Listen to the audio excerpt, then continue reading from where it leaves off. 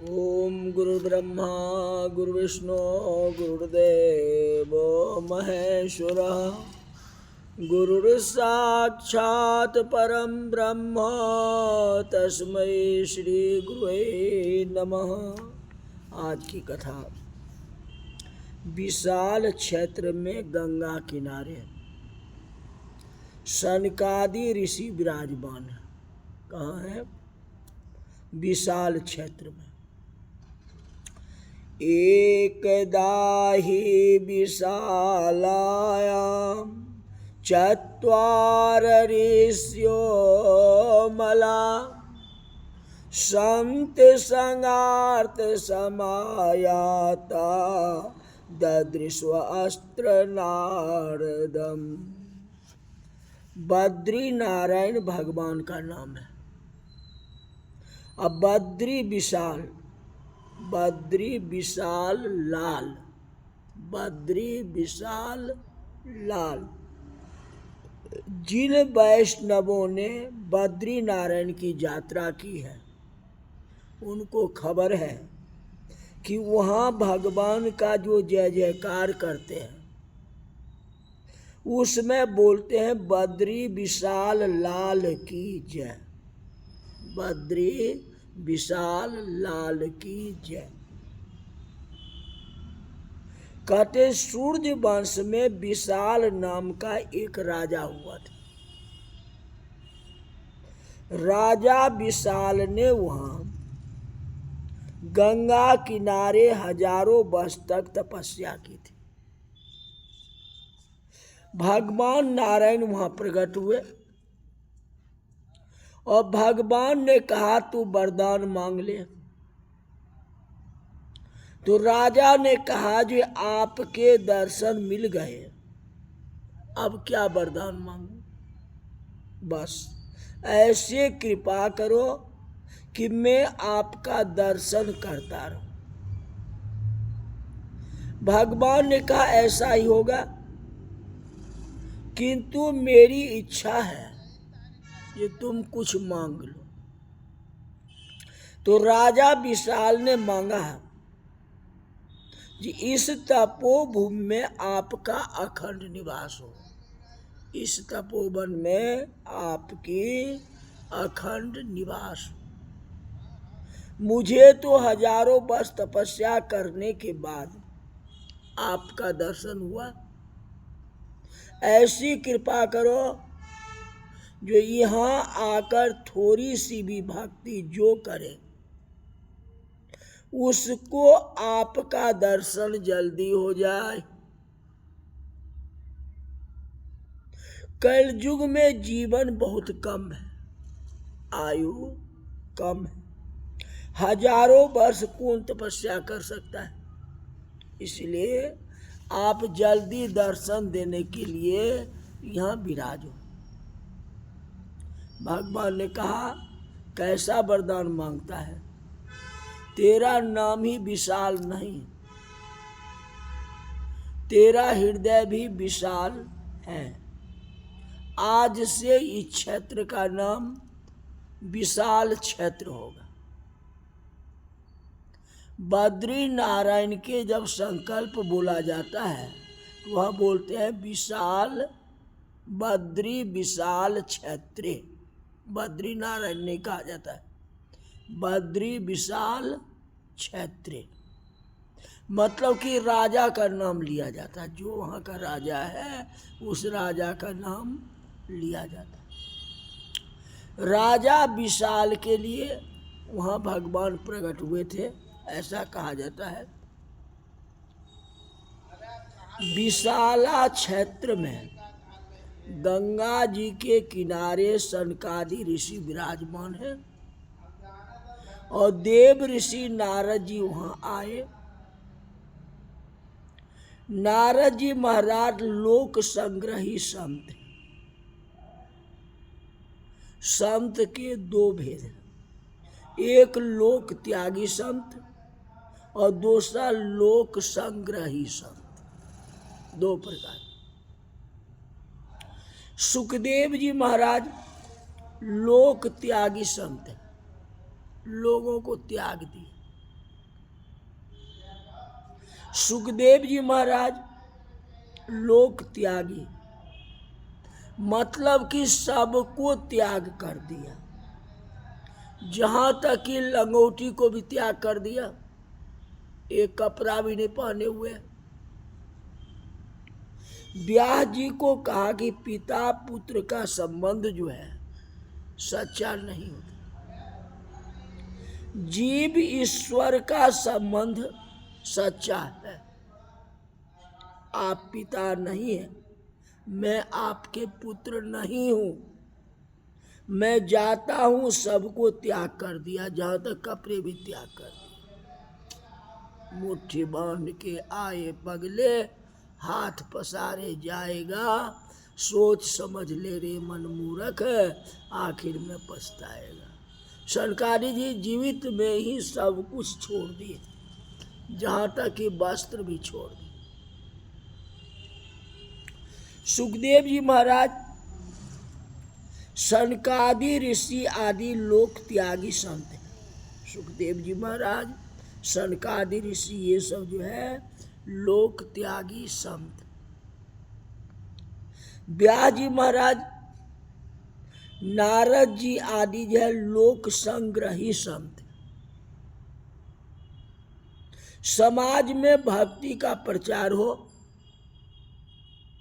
घर घर नाम का प्रचार हो, सभी लोग भगवान की भक्ति करें, भगवान की शरण में जाए। नारद जी महाराज इसी प्रवृत्ति के हैं। नारद जी सनकादि ऋषियों से कहा कि अनेक तीर्थों में, अनेक क्षेत्रों में मैंने भ्रमण किया, कलयुग का प्रभाव जो है बहुत बढ़ गया है, जीवन में पैसा और काम सुख दो ही रह गए। कलयुग का मानव अर्थ और काम से आगे जाता ही नहीं। पैसा कमा करके सुख भोगने की जीवन पूरा हो जाता है, लेकिन भक्ति छिन्न भिन्न हुई, ज्ञान वैराग मूर्छा आ गई। लोगों को जगत देखने की इच्छा होती है, जगत जिसने बनाया उन भगवान को देखने की इच्छा नहीं होती। कलयुग में ज्ञान वैराग्य को मूर्छा आ गई, भक्ति छिन्न भिन्न हो गई, जीवन का भोग प्रधान हुआ। थोड़ा सा विचार करने पर ध्यान में आएगा, हमारे जीवन की ही यह कथा नारद जी कह रहे हैं। मानव हृदय वृंदावन के जैसे है। वृंदावन में भक्ति ज्ञान वैराग्य का निवास है, ज्ञान वैराग मूर्छा में पड़े हैं, भक्ति छिन्न भिन्न हुई, भोग प्रधान जीवन में भगवान गौण हो गए, पैसा मुख्य हुआ, पैसा ही सब कुछ है। भक्ति सभी के हृदय में होती है, भक्ति भगवान की ही शक्ति है। जो ऐसा बोलता है कि मैं ईश्वर को नहीं मानता, मैं भक्ति को धर्म को नहीं मानता, ऐसे नास्तिक के हृदय में भी भक्ति होती है। जो नास्तिक है वह जब अति दुखी होता है तो उसको ऐसा लगता है कि सब कुछ भगवान है। जब सुखी जीवन रहता है तो भगवान कुछ भी नहीं है, भगवान को नहीं समझता है। जब दुखी जीवन होता है तो भगवान ही सर्वोपरि। ऐसा कोई दिव्य शक्ति है जिसके अधीन यह संसार है। अति दुख में नास्तिक आस्तिक बन जाता है। जो नास्तिक है वह आस्तिक बन जाता है, भगवान को मानने लगता है, भगवान को प्रार्थना करता है। भक्ति सभी के हृदय में है, ये भक्ति छिन्न भिन्न हो गई। जब जरूरत है तो भक्ति कर लो, जब जरूरत नहीं है तो कोई भक्ति नहीं करना है, जरूरत है ही नहीं भक्ति की। सुखी जीवन है, कोई भक्ति नहीं चाहिए। दुखी जीवन है, भक्ति कर लो, वाले छिनमिन हो गया ना। लोग अच्छी अच्छी पुस्तकें पढ़ते हैं, थोड़ा ध्यान नहीं करते हैं कि मेरा जीवन कितना अच्छा है।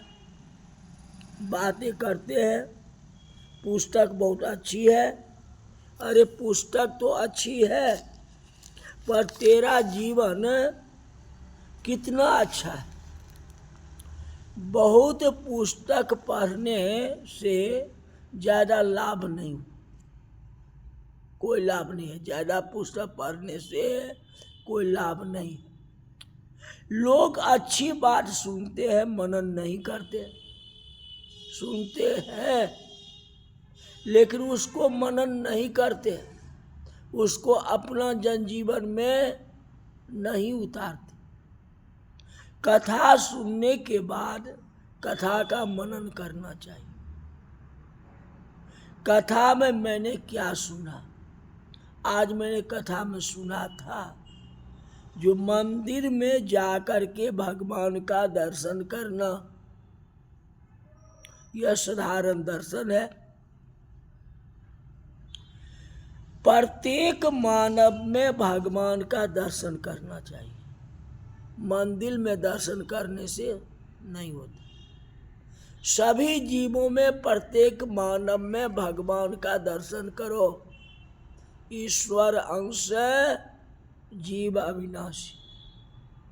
और साधारण दर्शन पशु पक्षी में, जड़ वस्तु में, सब में भगवान का दर्शन करना चाहिए।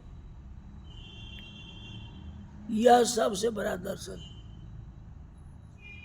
सभी में दर्शन करें। कथा का एक एक सिद्धांत को याद करो। कथा में क्या कर रहे हैं? लोग कथा सुनते हैं और कथा से जब घर में आते हैं तो जो कुछ सुना है सब कुछ भागवत को अर्पण करके जैसे थे वैसे ही वहां से घर चले जाते। मतलब कहावत है, कथा में जाते हैं, कहते तन मन धन सब कुछ है तेरा। भगवान जो भी वस्तु है न, ये सारे आपकी है। तो अद्यंग वस्तु गोविंद तुभमेव समर्पय। हाँ, जब घर से आते हैं तो तन मन धन सब कुछ है मेरा। मतलब वो कथा स्थल में ही छोड़ दिए, वहीं तक रही बात है। घर में आकर के इस बात को भूल जाते। मैंने क्या सुना, आज मेरे लिए कथा में क्या आया है, उसका अनुकरण करो। श्रवण मनन से ही सफल होता है। लोग थोड़ा भजन कीर्तन करते हैं, किंतु कीर्तन भक्ति का विनाश होता है। कीर्तन शुद्ध भाव से होना चाहिए, देखावटी नहीं होनी चाहिए। मेरे को भी भजन गाना है तो मेरे को भी भजन गाना है, ऐसा नहीं होना चाहिए। आप गाते हो तो भगवान के लिए गाते हो, भगवान को सुनाते हो। ये नहीं जो लोग सुने, पब्लिक सुने तो पब्लिक बहुत खुश होगा तो अपना पब्लिक के लिए सुनाए। ये बात को भूल जाओ ना। मेरे को भजन भगवान को सुनाना, कीर्तन भगवान के लिए करना। ये मन में भावना आ जाए तो तेरा हो जाए बेड़ा पार। जपे जा राधे राधे, बेड़ा पार हो जाएगा, इसमें कोई संदेह की नहीं। इसी तरह से आज की कथा यही तक रही। बोल वृंदावन बिहारी लाल की जय।